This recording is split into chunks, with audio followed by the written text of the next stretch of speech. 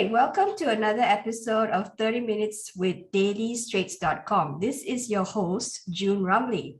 Our guest today is New Zealand-based entrepreneur Steve Pirie, the founder of Wander and Wonder. Steve is a serial entrepreneur who started working on his ventures at a tender age of 19. His naturally curious mind has led him to co-found and sell many successful businesses, including Unleashed Traveled, named by the BRW, one of Australia's 100 fastest growing startups businesses in 2011 and 2012, Nurture Change, Nurture Her, and UnpluggedFiji.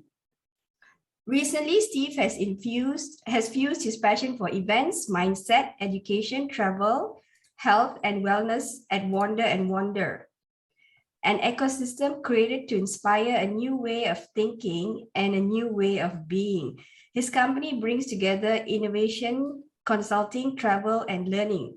His team collaborates with people and brands to unleash their most innovative ideas, events, and experiences.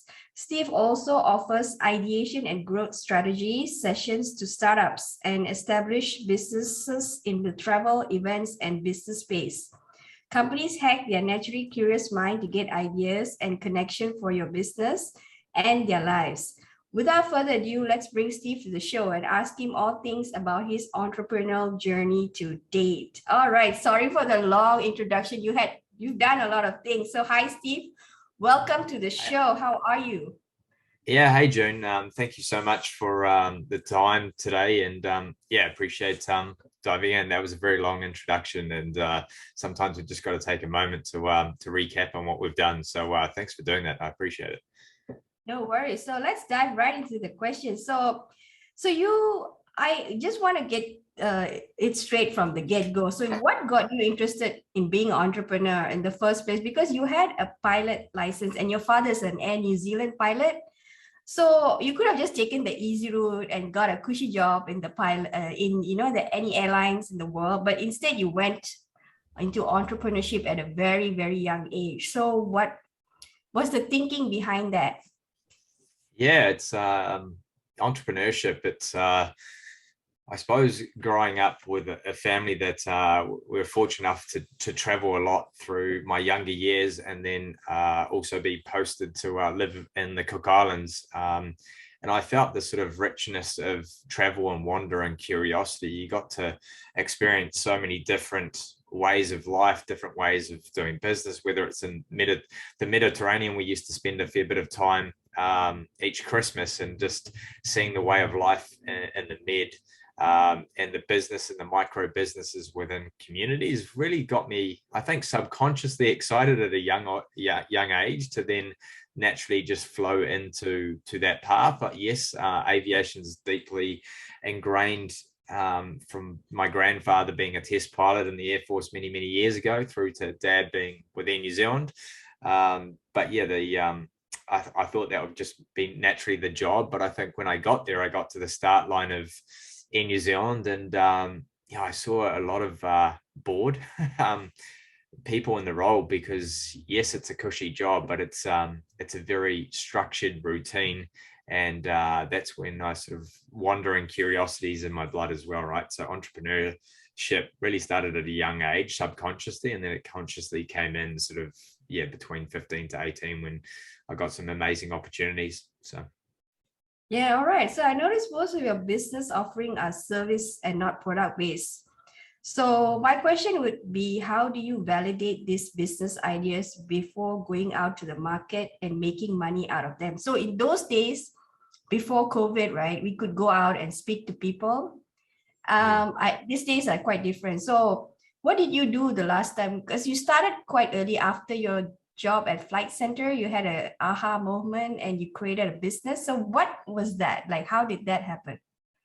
Yeah, I think Flight Center, massive credit to them. They're an amazing company and organization. And just as a travel agent, you get to really create dreams. Like, some people dream of that trip that they're going to take, and you literally take that dream and put it into reality. So that connection through listening and sharing stories with potential clients yeah, I think that's what sparked me into creating service related businesses, because yeah, that personal connection is rich within me. So I love to learn off other people, and then, as I said, I love to help guide people as well, and that's what a travel agent, event producer does. And that started at Flight Centre and kind of leaned into my background in sports and events. So I really wanted to create an opportunity for young people my age to be able to go and celebrate at sports events and experiences all across the globe. So to create a service offering where we can make it affordable, accessible, and fun. Yeah, that started very, very early at sort of 19, 20. So You saw a gap, right? A gap in the market.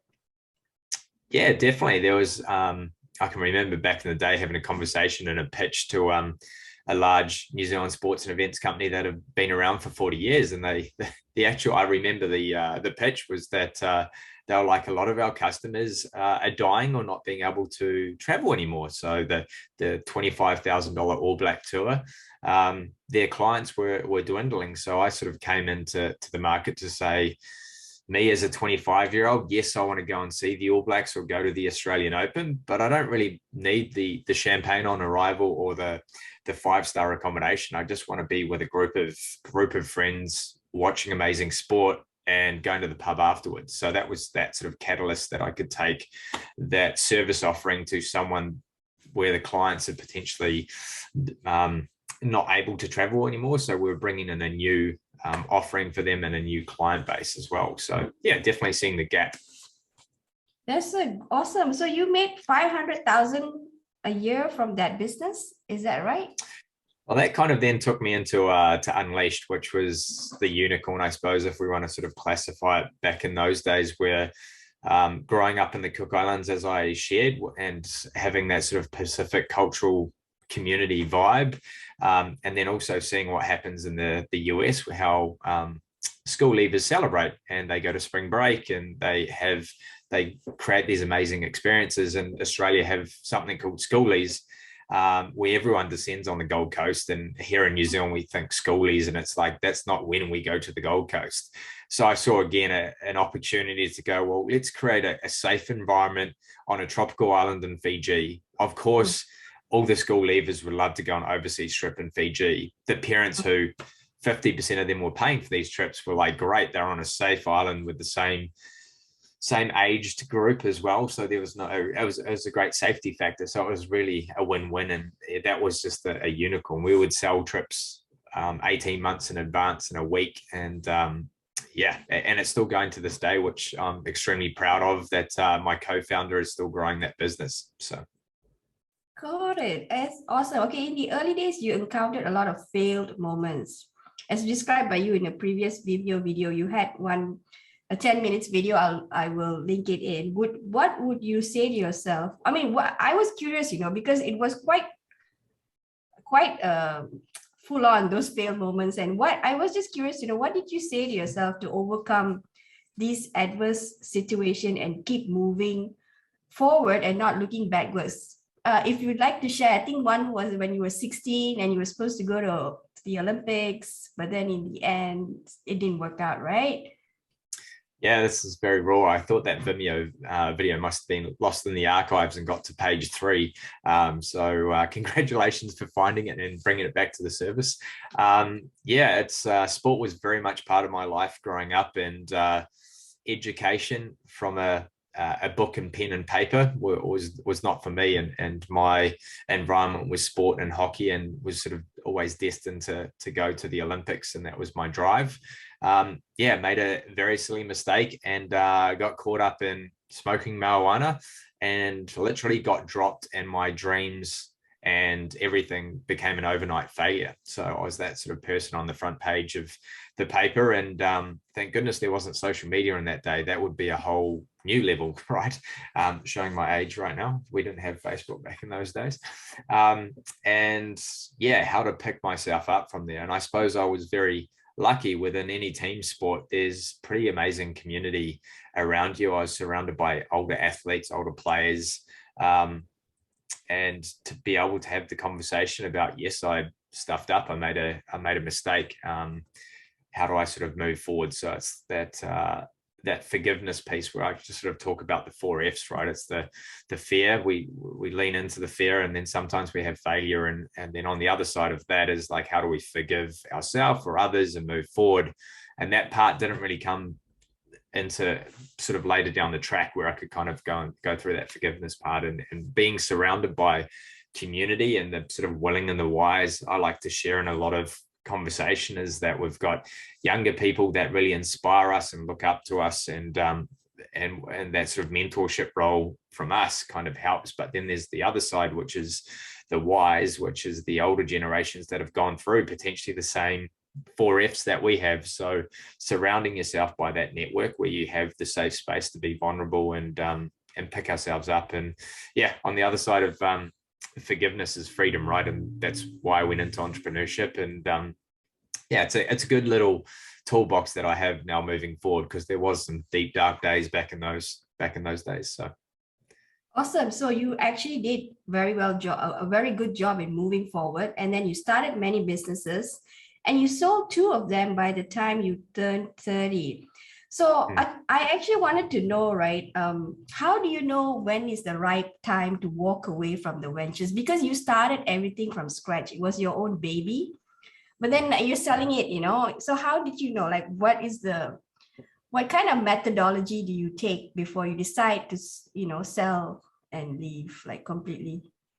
I wish there was a secret formula that you could kind of literally go through the checklist. And I think there is for some people out there. But for me, the businesses that I've been part of have been, impact driven. And also, yeah, as you said, bringing it into the world. It was a baby, right? So I think for me, it's very energetic around, and the momentum as well. So just like when I got to New Zealand, and I was like, oh, wow, this is going to be a very straight motorway without the opportunity for curiosity to try things and to be able to bring other ideas and experiments in.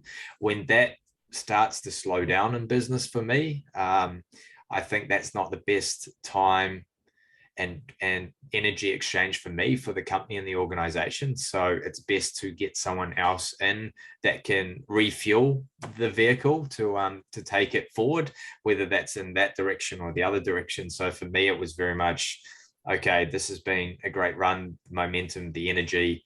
My curiosity is leading me elsewhere. Can I find a buyer or someone to come into the company to keep propelling it forward? And I'm really grateful, and look back with Unleashed, is that there was a great buyer, purchaser from Canada that is still fueling that company, and it survived COVID, which many travel businesses didn't, and is now on the other side ready to thrive again. So that's a pretty awesome legacy to kind of look back on. Okay, in that note, how do you price a business for sale? Because you did say you partnered, you had a co-founder, right? So just to sell your share alone, right? Talk us through some of the motions. Like, this was not a public listed company, it's a privately owned. So how do you price your portion, and how do you find the buyer? Yeah, it's how do we price? So yeah, looking at what else is kind of happening within our 1 degree in our industry, and seeing sort of what things are selling for, EBITDA ×3 ×5. And yeah, we're fortunate that travel was absolutely ramping when we sold back in the day. And yeah, we looked at the 3 years previous and 3 years forward, and got some independent advice from outside to look at our books, because obviously as founders, we weren't pulling your typical CEO operation, CFO type wages. So we had to get those books aligned and then presented. And fortunate enough, our travel company had such great forward sales. Like, we would sell 18 months in advance, which is just unheard of in the travel industry, unless you're going to a Rugby World Cup. So we did have great forward projections, which helped elevate our sort of multiple that we could get in the end. And then looked at the sort of 2nd degree, what else is selling in the service related space. And then kind of then presented that, looked at companies that there was 2 things that happened. Was what companies are looking at entering into the Australian New Zealand market, We knew some successful companies that were doing similar to us in Australia and Europe. We kind of earmarked them, went to a conference, and as you do, have a few quiet ones and a dinner, and started to share more openly of what we're doing down here and what they do up there. We were very interested in their B2C model. We were very B2B. They were very excited about how do you get a B2B model so we don't have as much operating expense around. They had 72 staff that had to take phone calls, where we had travel agents selling our product and we only had 12. So there's a really beneficial win-win solution happening. So yeah, that was kind of the unleashed exit that happened. So, okay, for houses, we can go and put it on realestate.com.au. But for business, right, how did you find this guy? Like those days, you didn't have Facebook to even put like, "Hi, I'm selling my business." You know, we didn't even have LinkedIn either. So I love jumping on. Yeah. How did you I find love jumping on. Yeah, I love jumping on planes and this thing we have, which is quite topical right now, the tall poppy syndrome in New Zealand. And I found it really hard to find people to celebrate success with in New Zealand. So I would travel to America. I was fortunate enough to play hockey in Europe. So I had sort of this global network of friends invited me to be a part of communities, and I'd go to conferences and events. I just love to be surrounded by other people doing great things. And that's when conversation started to open because of my curious nature. And that's how I found potential buyers in that business. And that's kind of reflected all the way forward. All my business acquisitions, startups, and exits are being through community, through conversation, and through a lot of lunches. So. Oh, that's good. So people always associate entrepreneurship with being unemployed. So you're very successful. Okay, you're from the start, you've been very successful, but not everybody is like you. They normally fail within the first 2 years, and then they go back to a night to find a job. So there's a lot of stigma attached to entrepreneurship, being unemployed, because you are working on your own time and you're doing stuff on your own time. And the first few months, you usually draw up your own savings to start things. So I just wanted to ask you if you have any, what are your thoughts on this when people associate unemployment with entrepreneurship? Yeah, it's about having to put a positive reframe on things. And I can say the last 2 years, if there was any top 5 industries that have been affected by COVID, it's been the travel and also the events industry. And yeah, the last 2 years, you really go into some soul searching pass around what is next, and you go, oh, maybe I should go and get employed. But just to know that, entrepreneurship, you're always employed. It is your baby. It's I did have this conversation with my father-in-law. I'm like, oh, I feel like a part-time entrepreneur, and he's like, that's not true. If you're an entrepreneur, that you're either full-time or you're not an entrepreneur. So I think, yeah, belief is a big thing as well when you're kind of going through those dark, cloudy days where things are not performing, is knowing that it's only a weather pattern, and to surround yourself by good people to be able to support you through that weather system. If we use pilot as an analogy, turbulence is only temporary, flight is continuous, right? So yeah, I don't know if that was some interesting insights there, but yeah, that's kind of how I navigate those. Tell us about your business around Wander and Wonder. So it started in 2017. It's still going strong until today. So basically, right, it's actually a place where startups go and, they go for boot camps and figure out what they want to do. Is that how it is supposed to be, or is there something else to it? Yeah, Wander and Wonder, it's just it's a catalyst with a question mark at the end that stirs conversation like these ones.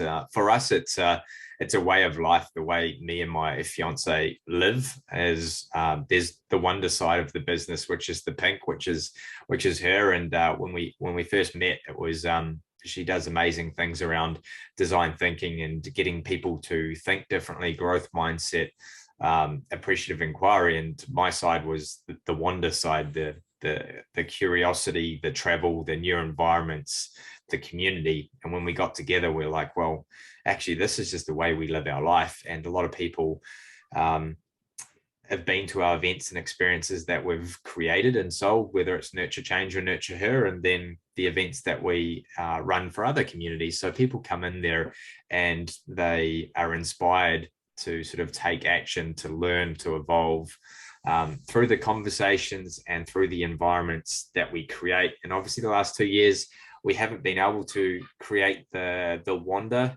to new destinations and environments, because right now that's where we feel like we get the biggest wins and the momentum, where people can step out of their busyness. Like right now we're in this COVID hybrid model, and there's actually no clearly defined lines between, I think, home life, work life, office, and we're seeing that people are just starving to get out into these new environments. So we managed to be able to pivot to create these online spaces for organizations and community to come into the Zoom room and to have these vulnerable conversations in a safe space, which we thought, I don't know if this is going to work, but it actually saved a lot of communities, a lot of businesses, because they felt like they could still be on the computer like we are here, but we can have a pretty open conversation, and we can then bring in speakers or tools or health and wellness that people can take away off that Zoom call, that environment, and take it back into their work life and their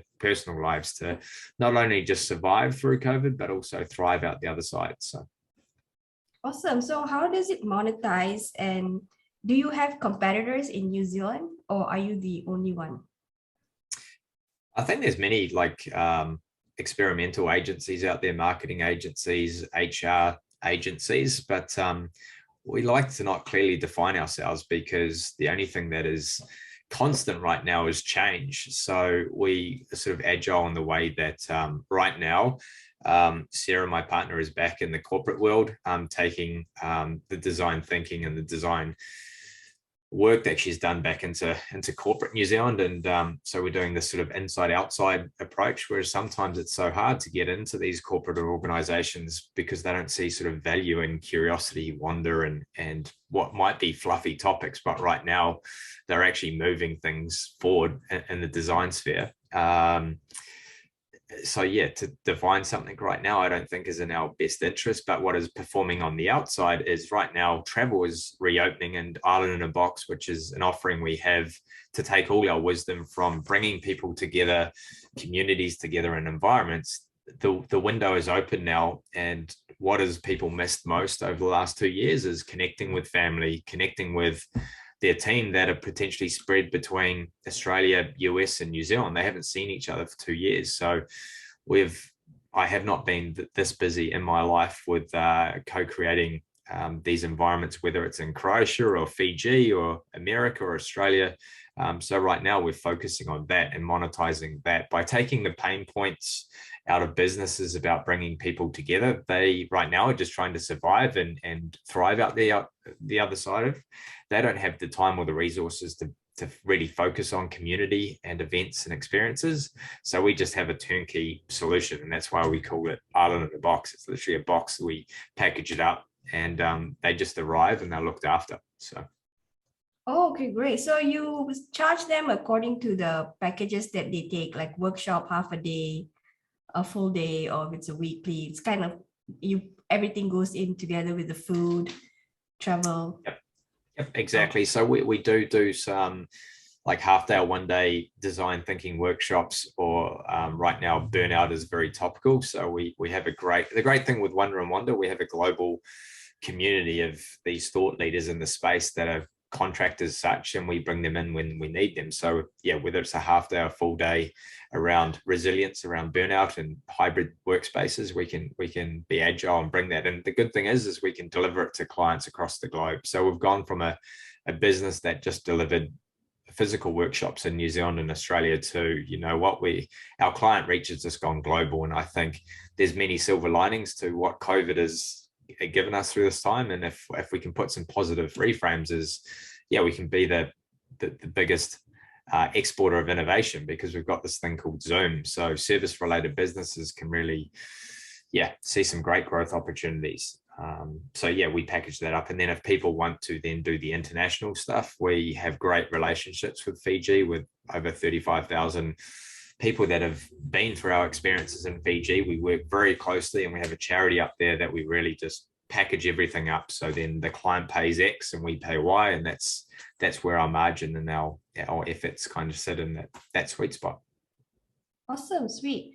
Okay, so entrepreneurship is a pretty hard gig to do, and it always seems that the men folks are the one making it big, or even staying in the game long enough before some of them give in and look for a regular 9-to-5 job. Again, it's back to the same question about, entrepreneurship and unemployment.